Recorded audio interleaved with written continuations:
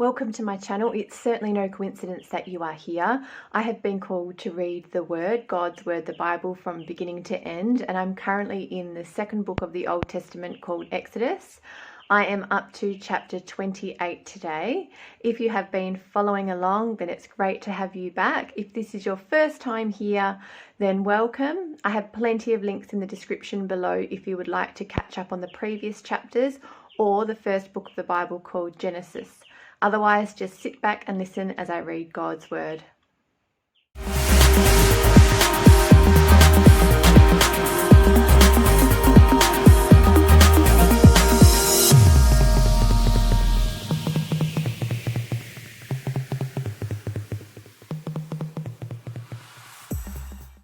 Exodus chapter 28 is entitled Clothes for the Priests, and I'm reading from the New King James Version. Now take Aaron your brother and his sons with him from among the children of Israel, that he may minister to me as priest, Aaron and Aaron's sons, Nadab, Abihu, Eleazar, and Ithamar. And you shall make holy garments for Aaron your brother, for glory and for beauty. So you shall speak to all who are gifted artisans, whom I have filled with the spirit of wisdom, that they may make Aaron's garments, to consecrate him, that he may minister to me as priest. And these are the garments which they shall make: a breastplate, an ephod, a robe, a skillfully woven tunic, a turban, and a sash. So they shall make holy garments for Aaron your brother and his sons, that he may minister to me as priest. They shall take the gold, blue, purple, and scarlet thread, and the fine linen, and they shall make the ephod of gold, blue, purple, and scarlet thread, and fine woven linen, artistically worked. It shall have 2 shoulder straps joined at its 2 edges, and so it shall be joined together. And the intricately woven band of the ephod, which is on it, shall be of the same workmanship, made of gold, blue, purple, and scarlet thread, and fine woven linen. Then you shall take 2 onyx stones and engrave on them the names of the sons of Israel. 6 of their names shall be on one stone, and 6 names on the other stone, in order of their birth. With the work of an engraver in stone, like the engravings on a signet, you shall engrave the 2 stones with the names of the sons of Israel. You shall set them in settings of gold. And you shall put the 2 stones on the shoulders of the ephod as memorial stones for the sons of Israel. So Aaron shall bear their names before the Lord on his 2 shoulders as a memorial. You shall also make settings of gold, and you shall make 2 chains of pure gold, like braided cords, and fasten the braided chains to the settings. You shall make the breastplate of judgment, artistically woven according to the workmanship of the ephod. You shall make it of gold, blue, purple, and scarlet thread, and fine woven linen. You shall make it. It shall be doubled in a square.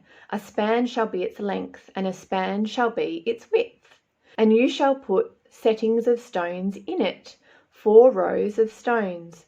The first row shall be a sardius, a topaz, and an emerald. This shall be the first row. The second row shall be a turquoise, a sapphire, and a diamond. The third row a jacinth, an agate, and an amethyst. And the fourth row a beryl, an onyx, and a jasper. They shall be set in gold settings, and the stones shall have the names of the sons of Israel, 12 according to their names, like the engravings of a signet, each one with its own name. They shall be according to the 12 tribes. You shall make chains for the breastplate at the end, like braided cords of pure gold. And you shall make 2 rings of gold for the breastplate, and put the 2 rings on the 2 ends of the breastplate. Then you shall put the 2 braided chains of gold in the 2 rings which are on the ends of the breastplate, and the other 2 ends of the 2 braided chains you shall fasten to the 2 settings, and put them on the shoulder straps of the ephod in the front. You shall make 2 rings of gold, and put them on the 2 ends of the breastplate, on the edge of it, which is on the inner side of the ephod. And 2 other rings of gold you shall make, and put them on the 2 shoulder straps underneath the ephod toward its front, right at the seam above the intricately woven band of the ephod. They shall bind the breastplate by means of its rings to the rings of the ephod, using a blue cord, so that it is above the intricately woven band of the ephod, and so that the breastplate does not come loose from the ephod.